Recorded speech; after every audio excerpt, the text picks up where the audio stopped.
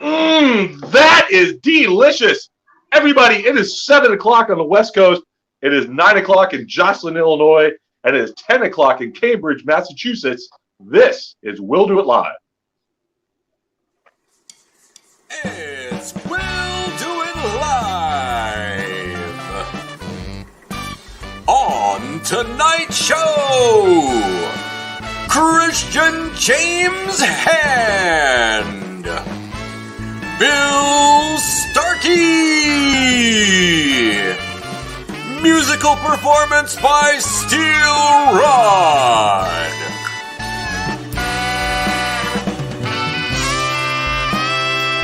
And now your hosts, Greg Crane and John Gonzalez.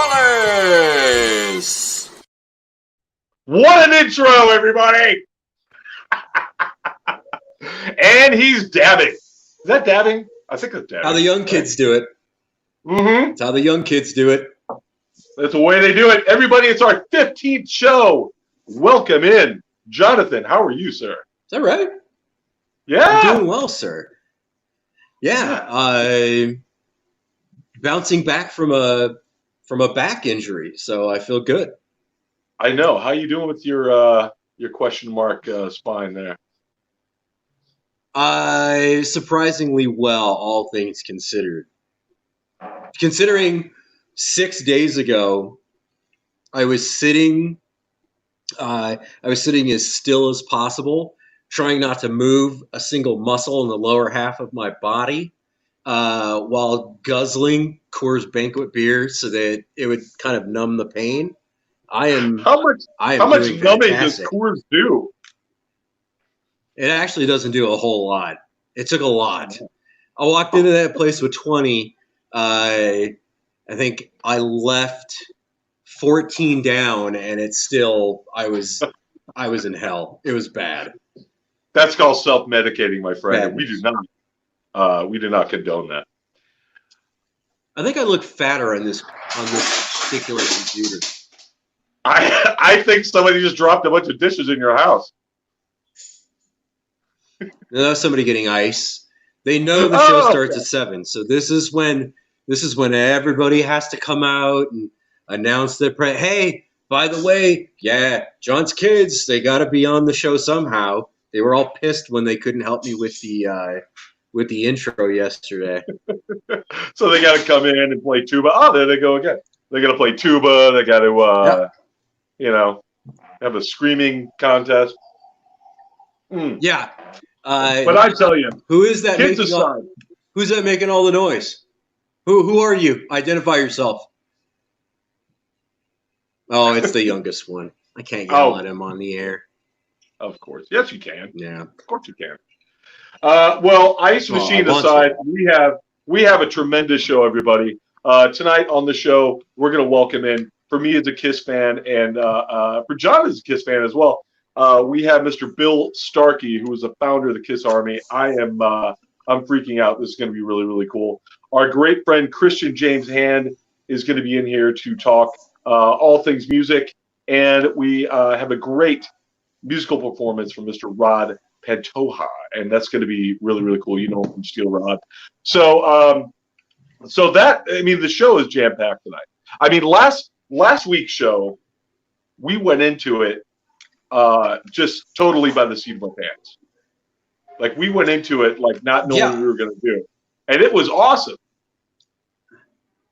Almost as if we didn't plan on throwing a show, even though all the same preparation had been done. But yeah, so I'm looking at it in the exact same way. We're going for it. We're going for it on this one. So, great show tonight. So stick around. This is going to be a lot of fun. We do have, our John and I were talking about this earlier. Now, our interview skills over 15 shows have just been honed. It's like unlike a Larry King or a Piers Morgan. John? Yeah, I don't like Piers Morgan, but I could understand where you're going with it. Okay, a Walter Cronkite, perhaps. I don't think Walter Cronkite interview people. I thought he just sat behind the desk with those horn rimmed glasses like you used to wear and talk at everybody. You remember when newsmen had integrity and they didn't have secret buttons that trapped women in their office? Remember wow, everybody, days? This took a turn. It was going to be a funny bit, and then it took a weird turn. No, keep it going. No, so John, you think your interview skills, you think have been honed in the last 15 shows, yes? Oh, my interview skills are secondary to none. So tonight, we are going to put our interview skills to the test with what I like to call, here we go. In fact, I'm going to play it right now. It's dumbest. Make sure everybody can see your palm. Oh, yeah, I don't care. It's on my phone. The dumbest bit we've ever done, and we're going to interview plants. Yes, it was the dumbest bit we've ever done, everybody. And tonight, we are going to interview our plants from our house. It's going to be so good. John, take it away, John. Now, we're prepared. We're ready to go. John, take it away. I don't have a plant to interview. I live in the desert. I can't keep plants alive. Thankfully, I have a plant ready to go. So I'm going to, here we go. Oh! Okay. All right, let's see. Oh, what a strong-looking plant that is. It is. John, this is a 2-year-old ficus named Charlie. No, I'm sorry, a 2-year-old catnip. A 2-year-old catnip named Charlie. And here we go. Charlie. Well, welcome to the show, Charlie. Welcome to the show. Christian James Hand is on the show tonight. Bill Starkey, Rod Bentoha. It's going to be great. So when you're thinking, how do you feel about the NFL possibly shortening a season or even eliminating a season or at least eliminating a Super Bowl over the effects of COVID-19 in America right now? Your thoughts? Let's get a good look at Charlie here. Charlie, your thoughts? He's speechless. He's speechless. No words. No words. Stoic. I think that speaks. Stoic. Yeah. What a stoic plant. Charlie is speechless. Here we go, ladies and gentlemen. Here is our. Come around to the side. A special guest has just came in. Here's Clyde, our cat. Clyde will enjoy some. There you go. Come on in. Bring Clyde in. And Clyde, who enjoys some catnip. He looks so excited. Bring him in a little farther there. This is Clyde, everybody. And he's. Oh, is that our former producer? That's our producer. That's our producer, Lisa. Thank you so much for coming in. Anyway, so we interview plants. That totally went off the rail as the dumbest bit we've ever done. I knew it was going to be exactly like that. Ladies and gentlemen, we're going to take a quick break and regroup, and we're going to come back with Bill Starkey, everybody. We'll be right back. Well, we need to address a few things before we go to break, though. And these were very new things for us. So the first thing, of course, I apologize. Last night that was announced. We're on Twitter. We are on Twitter, everybody. We are on. We'll Do It Live 4 at We'll Do It Live 4 because I wasn't paying attention when I created the Twitter handle. So a 4 got put at the end of it. All right. Well, there you go. If there was three others, We'll Do It Lives, then, so be it. Yeah. It didn't warn me at all. It didn't say like, oh, by the way, this name's been taken, so we have some suggestions. Because I could have done it a lot differently, but I just kept forging ahead, just like as if you were going to create a MySpace page called Dirty Frank a tribute to Pearl Jam, but then it cut off when it said Pear. So we love Pears as a we did love it. And as always, we always encourage people to email us at livewithjohnandgreg@gmail.com. And so everybody do the whole the Twitter deal. We'll do it live 4. That is us. Go ahead and tweet and hashtag and have a good time. And by the way, who is the person that we want to have hashtag? Go ahead, John. What is our? We have an actor that we want to have on the show. Oh, it's definitely John Michael Higgins. John Michael Higgins. Anybody knows him? They go ahead and contact us, or go ahead and hashtag John Michael Higgins on Twitter, and we're going to do sort of a Bill Starkey thing, and we're gonna get John Michael Higgins on our show. Yeah, that's the plan. All right. Well, there you go, everybody. Well, John, are we ready to take a break and come back? We good? Yeah, let's take a 5-minute break. No, it's not 5 minutes, by the way. 2 minutes. You can all wait 2 minutes for us to get our ass together. It's not that hard. 2 minutes. We'll be right back, everybody. Bill Starkey.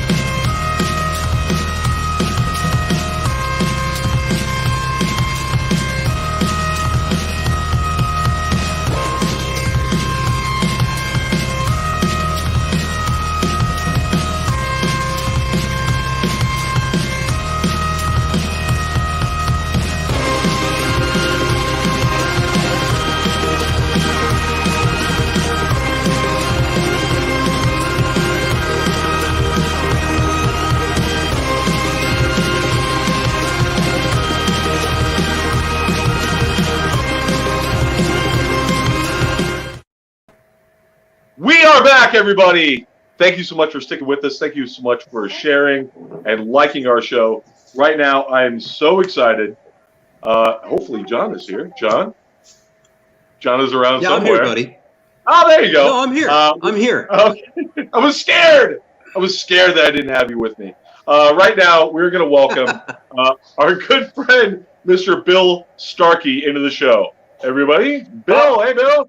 I don't want to infect anybody. Bill, I'm so glad that you stuck around after the plant bit. Oh, I got plants. I love plants. No, you weren't trying to interview him. Do you? Yeah. Do you ask him stupid questions like Greg did?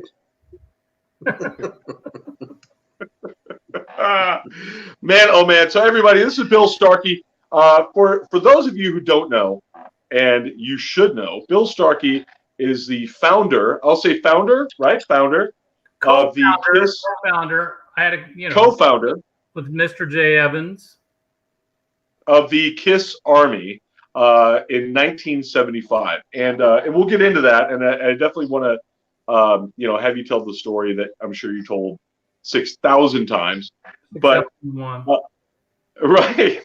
But yeah, this will be 6001, A Space Odyssey. So to me, you're right up there. As a Kiss fan since I was 8 years old, you're right up there to me with guys like Big John Hart, J.R. Smalling, Bill Aucoin, to your part in Kisstory. And I knew about you when I was a little kid. We always heard about Bill Starkey had started this, and Kiss had always, Gene had always mentioned you, and so it's a real pleasure. I'm geeking out a little bit, but it's a real pleasure to talk to you, man. So I guess let's again tell the story again, but just for everybody, take us back to like 1975, Terre Haute, Indiana. Yes. Actually, it's probably started in '74 when I saw Kiss in Evansville, and I was supposed to go to a Deep Purple concert that had sold out. My dad was an expediter, which is just a fancy name for a factory worker that shipped out records. At that time, most of the vinyl was coming out of Terre Haute, Indiana, and a lot of times my dad would get, special privileges, and he asked me if I wanted to go to a rock concert. Of course, he had to take me, because my parents were, they were open-minded, but yet they had to really be involved in they wouldn't know what we were involved in. And originally we were supposed to go to see Deep Purple, but the concert sold out, and my dad said, well, do you want to go see Kiss in Evansville? He knew that I liked Kiss, and he thought it was funny because he always joked with me that, he knew that they were touring, but he said that they never really sold a lot of their stuff because at that time, my dad handled the Warner Brothers account. Warner Brothers shipped to Casablanca. So we went on December 8th, '74 to Robert Stadium in Evansville to see Kiss. They were second on the bill with ZZ Top, and the tickets of Will Call didn't show up. And the lady, I think, kind of felt sorry for my dad and let us in. By the time we got in, I think we've all been there. It was Point Blank or somebody that was playing, and we got in there and they were just ending their set, and then Kiss came on second and just blew me away. And then after ZZ Top came afterwards, and then my dad looked at me and he's after seeing Kiss, he says, have you seen enough? And I said, no, I'd seen all I needed to see. So here I was, it was, the Sunday, a heck of a drive on Sunday night in December in a pickup truck going home to Terre Haute, and I'm on the school bus with my buddy Jay Evans, who we traded, music stuff like that. I mean, we talked about music together, and I told Jay, I said, because he'd had the Kiss album, the first couple albums too. And I said, I saw Kiss in concert and they were incredible. And of course, I think Jay said, well, it was your first show, don't get too excited about it. And I said, yeah, I guess so. But I thought I really knew what I'd seen. And so then I think my dad was somewhat impressed. Now, he didn't like metal, but he enjoyed the enthusiasm and the way Kiss got the crowd going. It was like a high school basketball atmosphere to him. And he kind of conned my mom, and he says, Jane, you ought to see these guys. They do this and do that and everything else. Well, it just so happened 3 weeks later, Kiss would be playing Christmas Jam in Indianapolis, and we went up to see that show, except this time my mom would take me. And Kiss, again, it was wild. Kiss was like 5th or 6th on the bill. REO Speedwagon was the headliner. REO came, played a packed place, and left, and Kiss would come on later, like at 12:30 at night on a Sunday morning. Those of us that knew what we were getting into, we stuck around to see him. And to this day, I still laugh. I said, who in this day had that kind of balls to just think, we're going to just wait till everybody else is out of there, and then whoever's left is going to see Kiss. And I knew it was worth the wait. And again, I came back to Terre Haute, and I told Jay, I said, Jay, saw Kiss twice now. I said, they're the real deal. So back in those days, they had what was called the request line, where you would call the FM radio station and ask for Kiss music. And it was kind of Jay's thing to do that a lot. I didn't do it a lot. And we would do it from my basement, which would eventually become the Kiss Army headquarters. And WVTS FM at that time was a very powerful radio station. And they just constantly refused to play Kiss till eventually they got tired of bugging us. I think one time one of them told Jay that, it's the program director that didn't like him. He thought they were a New York bag band, or so I forget what the reference or something was. And or I think one time he called him a mediocre Bachman Turner overdrive. And now, wow, that was pretty bad. That's why I called him. Can you be more mediocre than Bachman Turner overdrive? Nothing against Bachman Turner overdrive. So I think then we decided that we would come up with a name, and it was the Kiss Army. And Jay was into this military thing at the time, which was funny because neither one of us would get drafted or anything like that. I mean, Vietnam was over, and so we started writing these goofy letters to the radio station, play Kiss or we'll blow the station up. And we would cut out pictures of. Oh, I'm sure that went over really well. Well, in the 70s, you could do that. I mean, oh, right. Today we'd be in jail, but back in then we'd cut out these pictures of explosions going off at a Kiss show, and those were hard to get, those pictures from reading your circus magazines that now I probably could have gotten money out of them now that they're vintage, and we would mail these off, and this went on for a long time. Well, eventually Jay got some of the guys, and we decided we were going to go see Kiss. We found out Kiss was going to play as a headliner in April. So this is December, then April. We're in our senior year of high school. We took like 3 carloads of kids to see Kiss. A lot of people, they didn't really know what they were getting into because at that time Kiss was still wasn't on the radio. Dressed to Kill had just come out, and these guys were just blown away. And so here I'm taking 3 carloads of people. We're going back to Terre Haute. One of the guys was so stoked he went into the print shop and made Kiss shirts for us to wear to school, which I still say is the first mass-produced Kiss T-shirt. And we had our picture taken in the boys' restroom, which was funny. And we would determine what day we would all wear our Kiss shirts together. Well, this would started getting a lot of crap from the other high school kids because back then you followed your rock groups like you did your sports teams, and people would say Kiss my, you know what. Or if they're so, and here's what would bother me was they'd say, Starkey, if they're so great, why aren't they on the radio? And I never could answer that. So that became our motivator. So eventually they would tease us at WVTS, and they would play like the love theme from Kiss, an instrumental before they led into a news break. So we would call in and they would say, well, you wanted Kiss. So we played it and we say, we don't mean that. Or they would play a song and not say who it was. And then we would call back and complain about that too and say, hey, okay, you played Strutter, but you didn't say it was by Kiss, okay? So I think they were just agitating us. So maybe we're just going to blow up part of the station because of that. Well, we played a little bit. We're just going to, maybe smash up the sidewalk.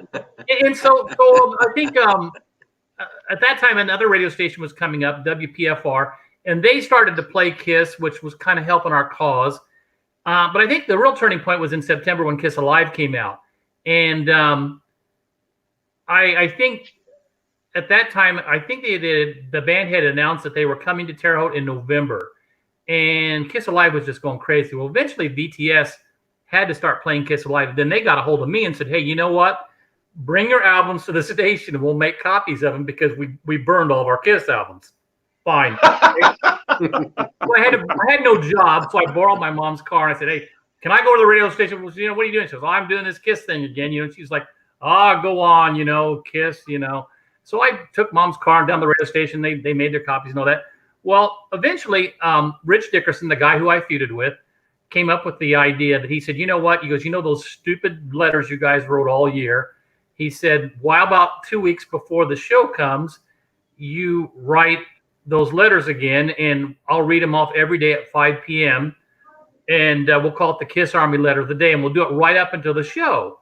And the bad thing is he had the last word. So no matter what I said, he always, he'd say, well, this proves that the Kiss Army has the mentality of or whatever, or no more than a 3-chord rock band, or, and then I get violent. Right. I'd say stuff like Kiss is better than the Beatles.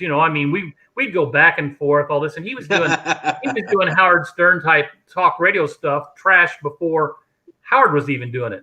And so eventually there had been other bands that had come to Holman Center, the Doobie Brothers, Eagles, and the only other act that had sold out was Elvis. Well, guess what happens? Kiss sells out the show, and Aucoin management contacts the radio station and says, well, and this is how bright these people at Aucoin were at the time. They said, what did you do promotion-wise different for Kiss that you didn't do for the Eagles, the Doobie Brothers, and all those people that were getting tons of Kid Bill.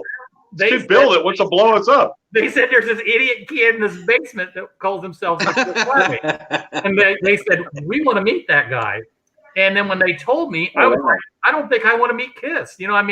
they were just too bizarre, too dark back then. That wasn't what our intention. Our intention was to get them on the radio, to stick it to our classmates, because it's why you know what. So I mean, so can you imagine the great revenge I got when Kiss comes and sells out? I get called up on stage during one of the encores, and I get a plaque from Paul Stanley in front of the same people that gave me shit all during high school about Kiss. Oh man! You can't write that. It's a Hollywood script you can't write. And right in the front row is Becky Turnbaum, who had turned you down for the dance. Yeah, they turned you down for the dance. I mean, because back then too, if you liked Kiss, the girls kind of stayed away from you anyhow. Because like I said, it was dark back then. So. Right. I was talking to John earlier that. Oh no, go ahead, John. No. I wanted to bring up something. So another Ultra Kiss fan, a good friend of the show, Mr. David Freeman, posted this, and he says, so going back to the Terre Haute show, or the Indianapolis show, is that you saw the Hotter Than Hell costumes that night. In Terre Haute, since Kiss Alive was already out, they had pretty much had the Kiss Alive costumes by November. I saw the Hotter Than Hell costumes at the first show in December of '74. Wow. And then also in the 29th of December at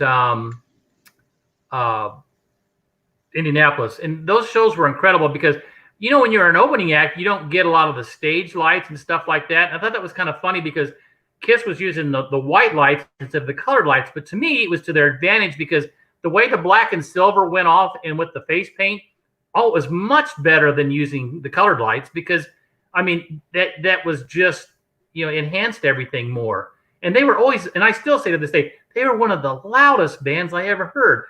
To this day, I still don't think I ever remember. So when you combine the shock factor of seeing Kiss along with the visual, I mean, it was a no-brainer why they would eventually hit it big, because I knew what I had seen was, like Moses coming back from the tablets, say, hey, look at this. This is the real deal here.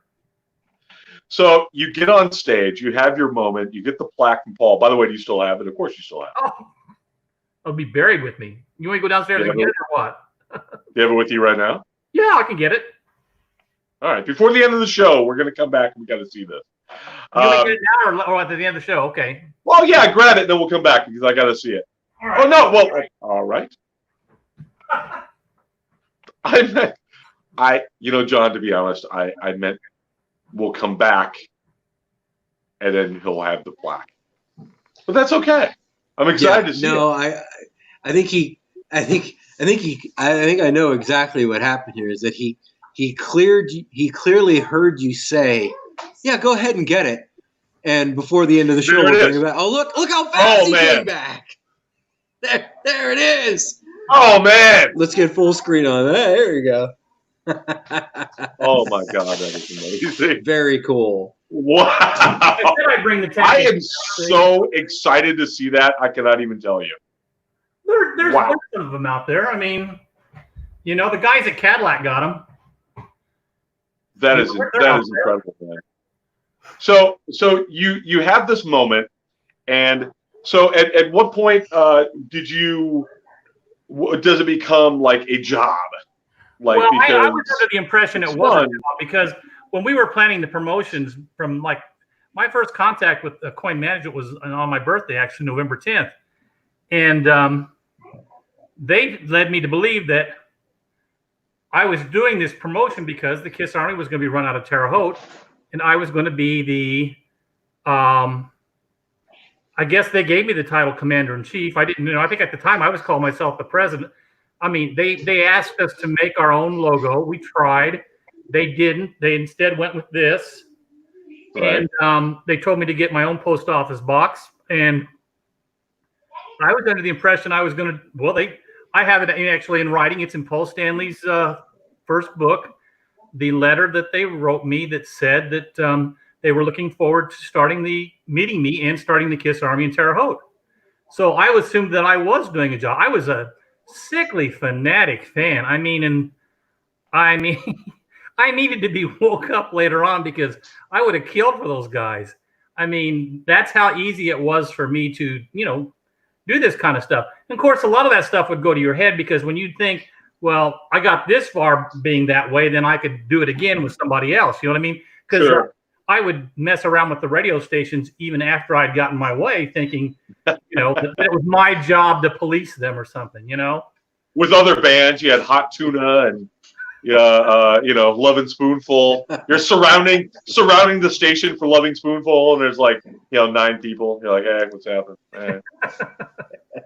Hey, Loving Spoonful Army. The station sounds better, and I said, well, it probably does, but I owe it to too many other people to tell me that our Kiss Army thing was more like Chinese water torture. It was a slow, event over many months for us to get our way.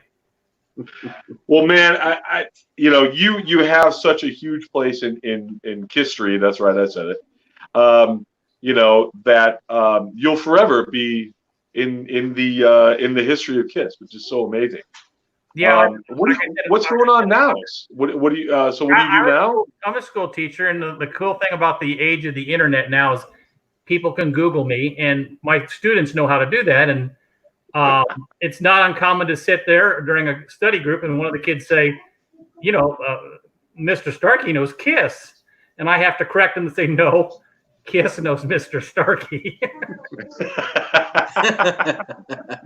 Now, do you still have contact and you still? No. I mean, with a few people on the outside, maybe, but, I don't know that it's necessary, I mean, right.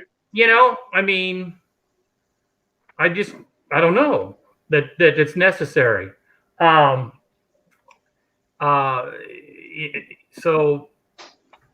I don't know how to put it in a more of a polite way. I mean, there's a mutual respect there. They know where I'm at. I mean, if somebody needs an extra picture for a new tour book or something like that, they'll get a hold of me and say, hey, right. You have a couple things you want to be in a tour book or something. Yeah, I mean, I've been in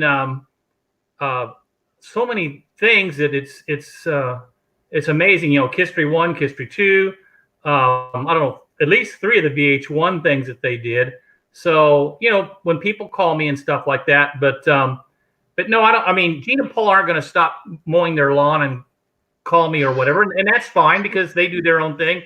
Hey, I gotta call Bill. Hold on. Yeah, I mean, right, you know what? But see, the thing is, I don't know that they do that with anybody. So, right, that's just the way it is. I mean, and I'm sure they probably don't do that with John Hart either. So, or the other people you've mentioned. So, it's not that big a deal. I mean, I have my place, and that. What else can I? It's a very proud moment, and I'm happy for all of them. Well, man, this is a big deal for me, and I really, really, really appreciate that you came on to our little show and had some fun with us. So thank you so much. We really appreciate it. It's my pleasure. And please keep in touch. And everybody, Bill Starkey, the world famous Bill Starkey, will be right back with Christian James Hand. Thank you again, Bill. Thanks, man.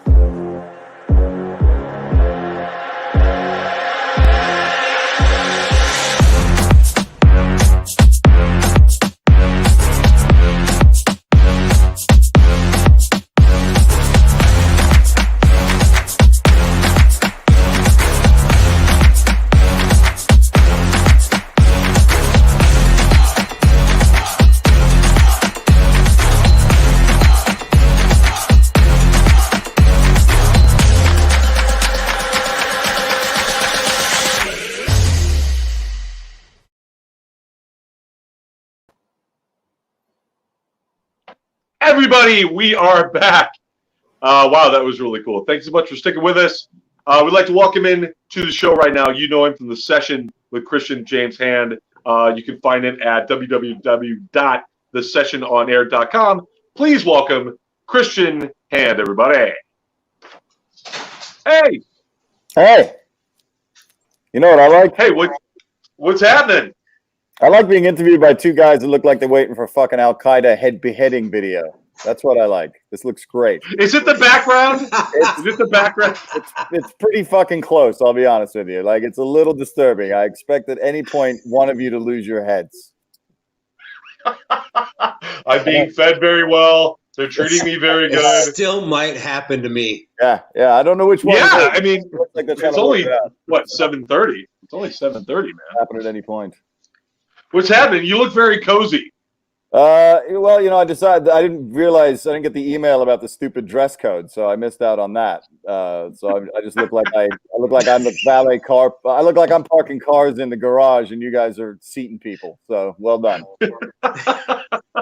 Are you here for the Moskowitz viewing? I am here for the Moskowitz viewing and for the Moskowitz bar mitzvah at the same time. They doubled down. That's right.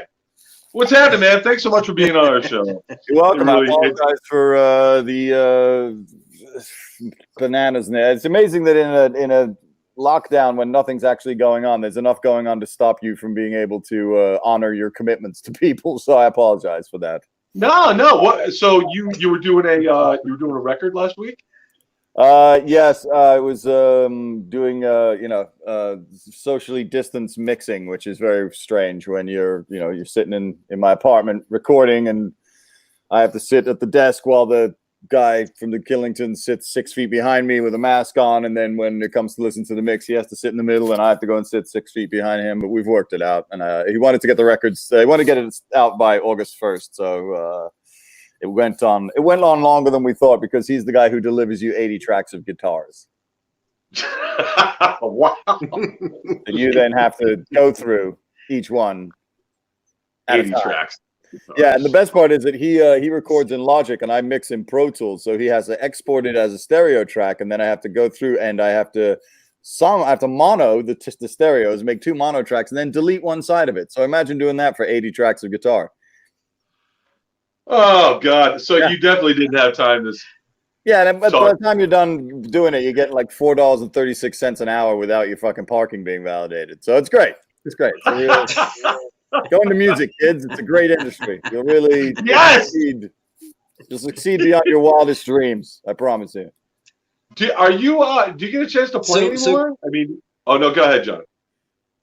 My question was. Yeah. Go ahead. No, go ahead and answer Greg's. No, and then I'll have a follow-up question. It's not nearly as important. I don't enjoy being in bands, and I worked that out while I was in bands. And I don't have a room big enough, but I do have a friend of mine. My COVID project was I reconditioned a set of Simmons drums, and oh my God, yeah, they're really like the red Simmons, and they're awesome. So I'm going to start playing those in my apartment, which will be great. Dope. Yeah. Candy apple red Simmons kit. So good, man. It's like when I was a kid, that was like the ultimate kit. Of course. That was like if you were super cool. I mean, well, obviously, because they were insanely expensive, but like maybe have a yellow one like Bill Bruford. Oh yeah. Or the red one. Oh my God! If you have a Simmons kit, that was a cool one. My friend actually had the old. I think it was the SDS7s where it had this EEPROM chip that you could program your sounds into, but the thing was, in order to delete what was already on the EEPROM chip, you had to leave it out in the sun. Why? That's because for some reason that would then delete what was ever on the chip, and then you could then put new sounds onto the chip. That's how fucking archaic Simmons drums are at that point. It was like to get to play, there's a fucking hand crank on the side of the drum set that you had to go. That gave you enough energy to play one fucking set. It was terrible. And if you're in England, you could never. If you're in England, you'd never be able to delete anything. No, there's no sun ever. So yeah, they were great. But that's a lot of fun. There's all the old all of the sounds that we've become accustomed to. Oh my God, John, what were you gonna say? What was your thing? So obviously, you know, Christian, you've been. We go back to the two like an beheaded videos institution. as well, because it makes my. You want it? Yeah, it makes it incredible. There's nothing more uncomfortable than staring at your own fucking face and like talking to yourself while this camera is like the worst unflattering fucking camera ever invented. Like, what dick an apple? Like, let's make a camera that's like so brutally honest that everyone is going to resent their faces and want to burn them off with acid at the end of their first fucking Zoom call. Like, idiot. Make it flattering, you dick bags. Everybody's got to use these things. You had a question? You gotta throw down the $70 and get yourself an external webcam, man. You got to do it. You got to take the plunge. I don't do any of this. So this was actually a laptop that UMG sent me, and I was like, all right, cool. And then I used it for one Zoom call, and I was like, this is horrific. The camera on the phone looks so much better when I do my IG lives. It looks beautiful. This thing is like truth cam. Like, Jesus Christ. I want to know that this is how badly I've aged. No. They're like, oh, well, you can have any background. How about I can have any fucking face that I want? The background can always be this. Just give me a different face. Jesus Christ. Anyway, John, I don't even care. I don't even care about my question anymore. I just want Christian's accent to come out more and more the angrier he gets now. That's all I'm looking for at this point. Fuck everybody, get off my fucking lawn. I'd also like you to thank you for putting me on the show with the one band that I detest more than any on planet Earth, which is Kiss. And one of the How dare you, sir? One of the reasons dare you? Hear me out. One of the reasons I fucking detest Kiss is because they do shit like Kisstery. Like, no other fucking band in the world is like, Blur was like, let's call it Blurberry. Nobody else did that. Nobody else has decided that they're going to call it. The history of the band is Kisstery. Fuck off. Get out of here. Put it on a t-shirt and sell it for too much money. I know how this works. Oh my God. I know how it works. I swear to God, I thought you liked Kiss. So I thought it was going to be so cool. I appreciate it, though. I really do. I appreciate the thought. It's very kind of you. I really. Oh my God! Yeah. People are like, "What's the one band you'll never break down?" I'm like, "Oh, easy, Kiss." It's a list. It's a list of one. Like, it's actually 10. It's 10 names, but they're all Kiss. 1 through 10 is all Kiss. 11 is also Kiss. Weirdly, but yeah, no, I'm totally into it. It's not a problem. I'll do it. Oh my God! I would break down a Kiss song, and then I would pick Beth just to annoy every Kiss fan in the world. Oh my God! And just have all orchestra. Just make it miserable. Make it like the longest hour they've ever had to sit through. John is loving it. Oh my God, dude! I'm loving it. Because it's actually happening. When I prophesize this happening, the more worked up he gets, the more it comes out. So it's satisfying for me. It'll be a fucking Guy Ritchie film by 8 o'clock. we're gonna rob a diamond store at 8 o'clock. No fucking problem, mate. Get me Clive Owen in here. We'll have some fun. So you did. All right, man. So what session? So everybody knows you from. Well, go ahead, John. Yep, John. No, I have a question. I have another question here. Please. I'll take John. Who's tougher? This is like the worst I'm just throwing this shit away. ever. It's just like a line. Oh, I got one. Holy shit! I got both of them. This is great. This is so hard. I know they're from 2 different countries, but who's tougher? Tom Hardy or? Oh crap! I forgot his name, and I had his name before I asked it. But the Spartacus guy, not Spartacus. Tom Hardy. Gerard Butler. Tom Hardy. Who's tougher? Tom Hardy, and no guess. Tom Hardy for sure. But the one who's tougher than all of them is who is the real legitimate gangster boxer who was in all of the Guy Ritchie films? That dude is legitimately the toughest guy on the planet. That guy would just kill people and then became a movie star. So the rest of them. Oh, you're talking about? I know exactly. What's his name? You know who I'm talking about. I could do it on my phone. Oh, I'm talking about. Yeah, everybody's seen him. He's so good. Hold on. Everybody's seen him. He was in Lock, Stock, and Two Smoking Barrels. Vin Diesel. No, you douchebag. I was off the rails. This is totally off the rails. I was Vin Diesel's stand-in for 3 scenes on Triple X. Are you serious? Yeah, dude. My LA. I have so many fucking crazy LA stories, my man. It'll blow your mind. Oh, Vinnie Jones, man. Vinnie Jones was a legit gangster. With the he had the Desert Eagle. Is that Vinnie Jones? The gold Desert Eagle in Snatch. He's the one who looks like he actually has killed people. Like everybody else looks like a movie star pretending to be a gangster. He's a gangster pretending to be a movie star. He's amazing. He's the one who he slams the dude's head in the car door. And by all accounts, when they were making the movie, he corrected it because he told Guy Ritchie that that's not actually what it looks like. And then everyone just like nobody asked any questions about how he knew what it literally looked like to fucking slam a dude's head in the car door. They were like, "Oh no, good, all right, well, we'll take your word for it, and we'll make it look whatever. What do you need?" Don't ask. So yeah. Oh my God! All right, you know what? I threw everything out now. I want to do this one thing.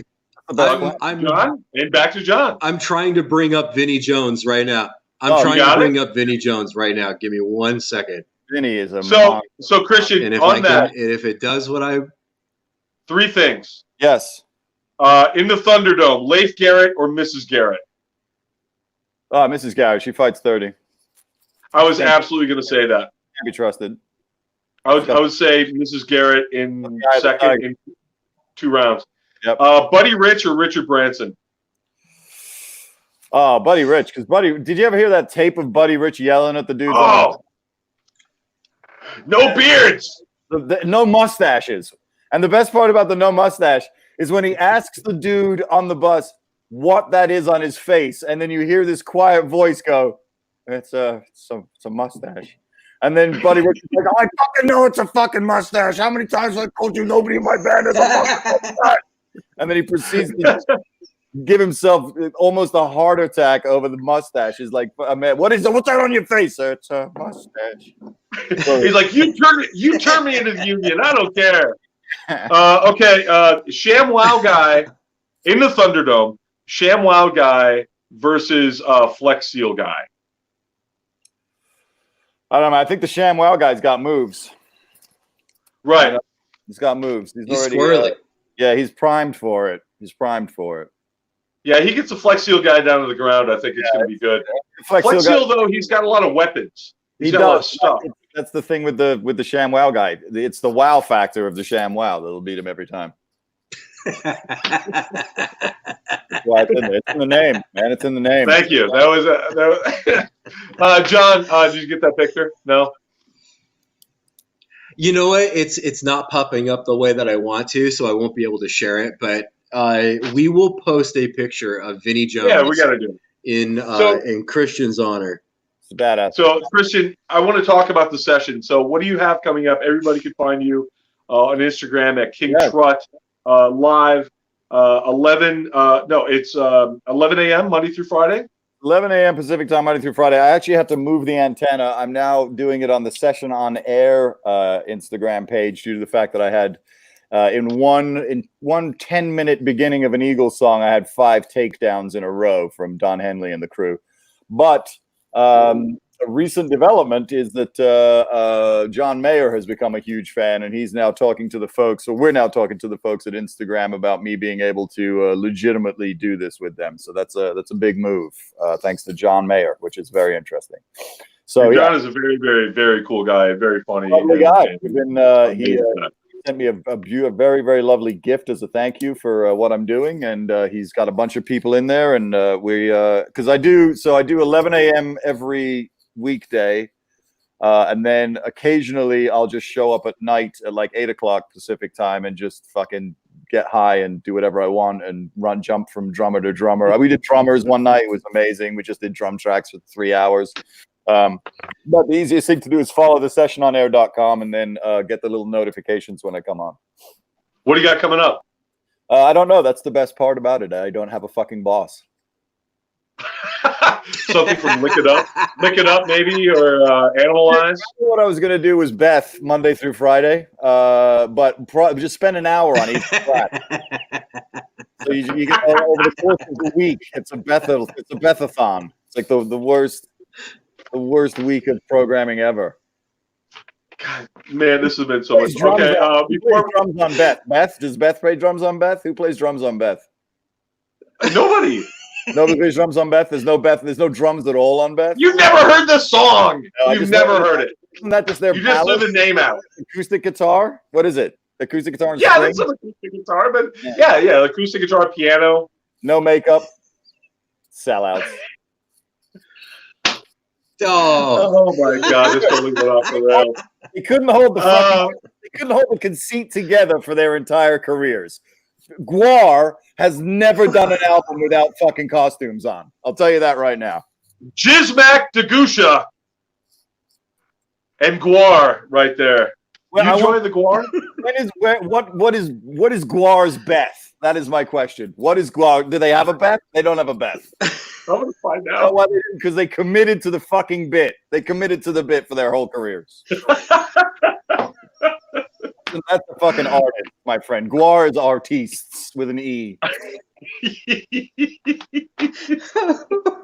Oh God! All right. Before we go, I wanted to talk about drums because you're an amazing drummer. You're an amazing drummer, and you were a former drum tech, and you've been around drums your entire time. Before we go, two things: top drummer that influenced you, and top favorite drummer. I think they're two different things.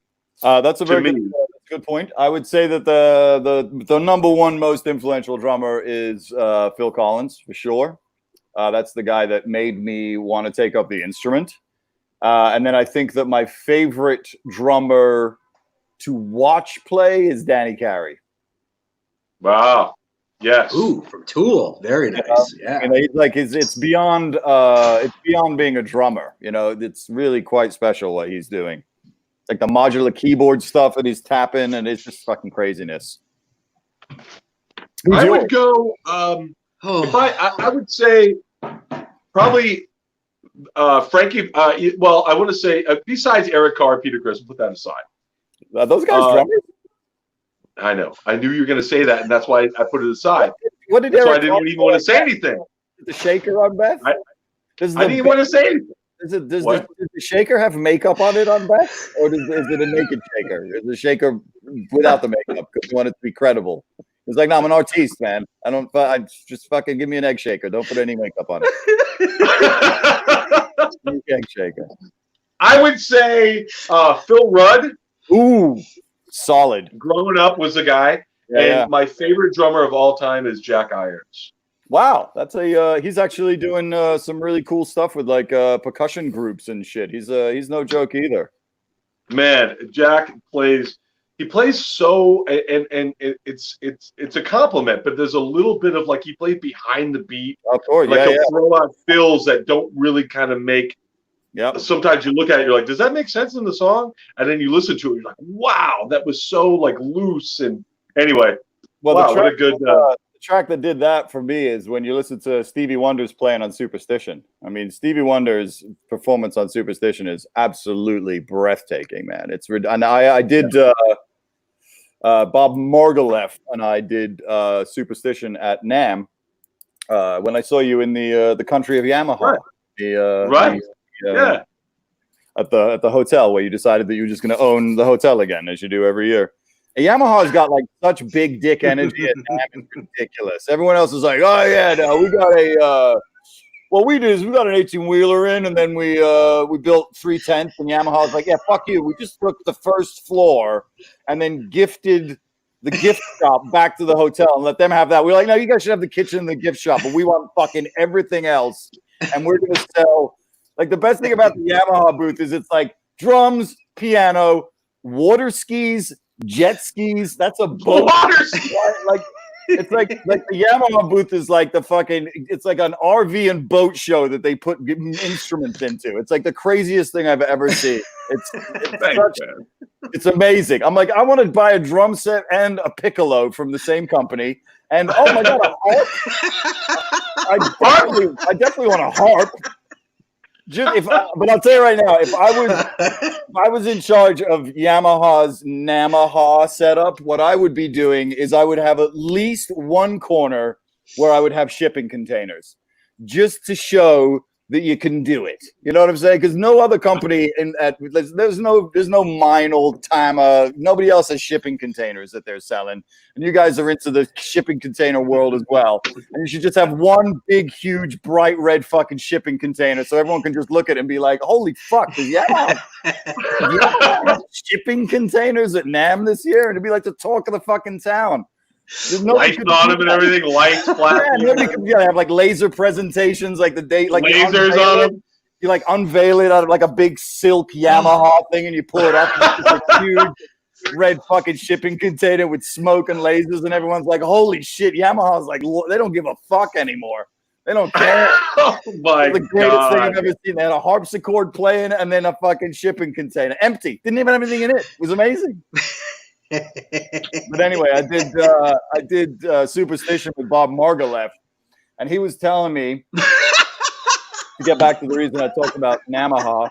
So he was telling me that because I was like, the drum track is incredible, and he was like, yeah, it's like the thing you got to remember about that drum track is that Stevie didn't have anybody to play along with because he was the band. So Stevie Wonder, they'd sit him in the booth, put him behind the drum set, show him where everything was, so he could get oriented on it. And then he would play the song, singing it in his head.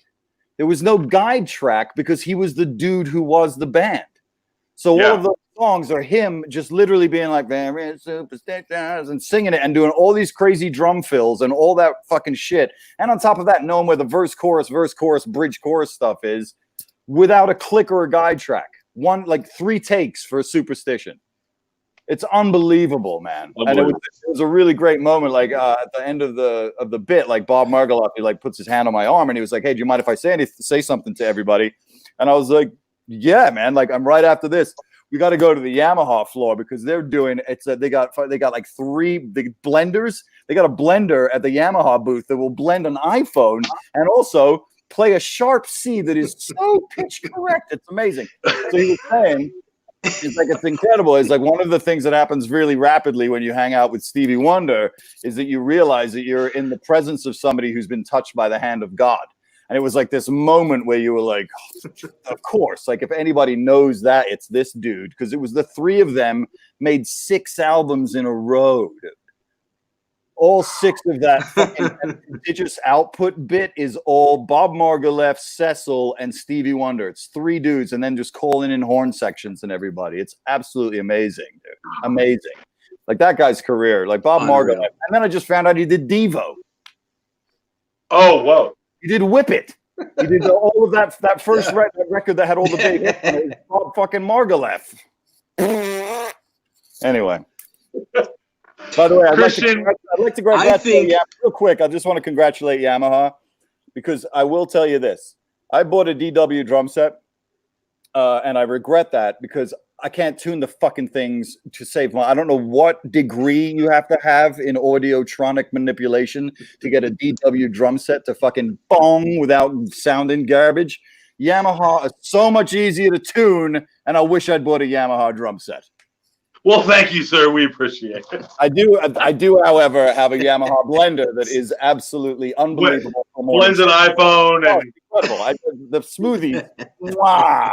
Oh, my God. Delicious. That's delicious. Yeah, goodness. Everybody, Christian Hand. Thank you, Christian. Thank you so much. This is off the rails. Will you please come back and do a full hour? Let me check my schedule and see what I'm doing for the next year. Looks like I'm pretty much open. I got Armageddon planned from now until Christmas, and after that, I'm just wide open, guys. I'm wide open. So yeah, you just let me know when you need me back in, and I can probably find a gap. All right. Oh my goodness. Thank you, brother. Thank you so much, everybody. man. Be safe. Everybody, Christian Hand. My goodness. We'll be right back. We'll be right back with Ron Pantoja. We'll be right back.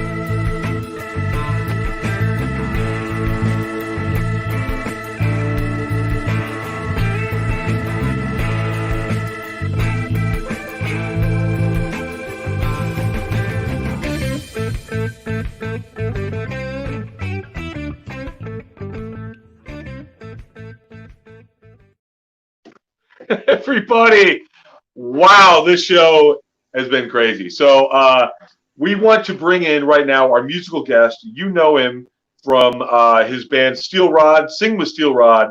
Please welcome our dear friend, tonight's musical guest, Rod Hentoha.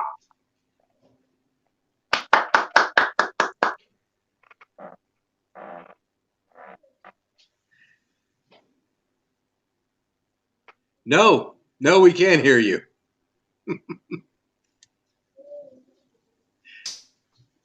Almost. We might have to bring Christian back. He's not quite gone yet. No. Can you hear me now? There we go. Now we got you. There he is. Make sure this volume's up. All right. Sounding good, buddy. All right. Ready for some music? Yes. All right, good to see you, man, by the way. I'm going to do a Beatles song. How about that?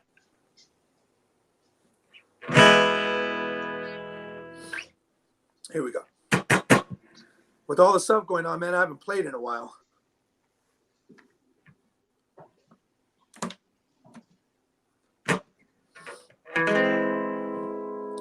Oh, darling, please believe me.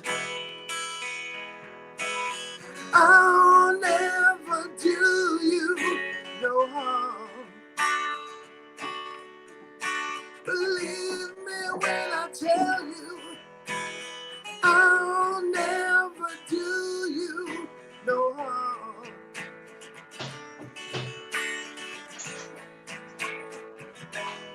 Oh, darling, if you leave me, I'll never make it alone. Believe me when I tell you, don't ever leave me alone.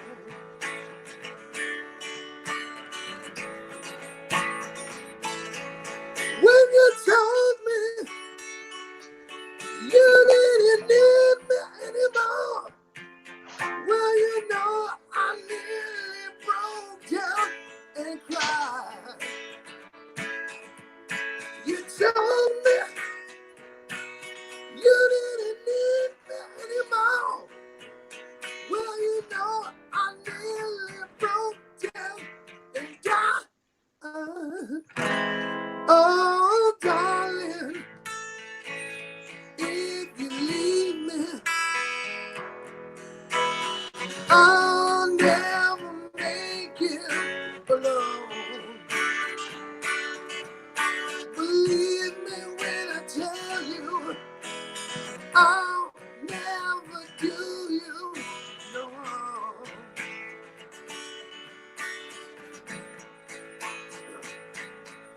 When you told me you didn't need me anymore, well, you know I nearly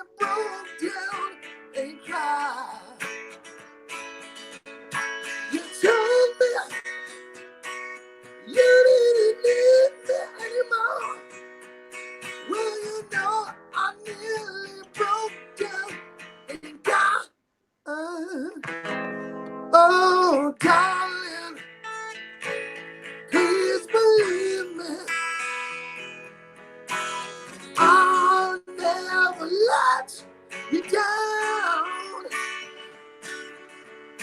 Believe me when I tell you, I'll never tell you no harm.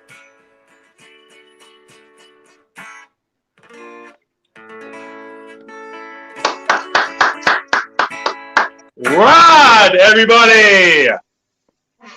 Thanks so much, man. It's good to see you. Brother. Yeah, man. Thanks for having So when me. do you guys? Hopefully, you're going to do a live stream coming up soon again. We're with, doing one next Steel Rod? Friday, around 7 o'clock. It'll be posted on steelrodband.com or our Facebook, Steel Rod Band. Easy to find. But Thank you, other brother. than that, Same Thank you time so we do much. it, so nobody will watch our show. That's fine. Perfect. Perfect. Nobody does anyway. The We'll tens watch of it. people who are We'll watching. watch ours on the repeat. Right, it was a repeat. All right, everybody. Thank you so much, Rod. We are going to get out of here. Right on. We want to thank Christian James Hand. We want to thank Bill Starkey. We want to thank Rod Penchoha. We want to thank my partner, John Gonzalez. Everybody, this was a great show, and we want to thank you so much. Follow us on Twitter. Follow us on Facebook, on YouTube, and we will see you next week. Thanks so much, everybody.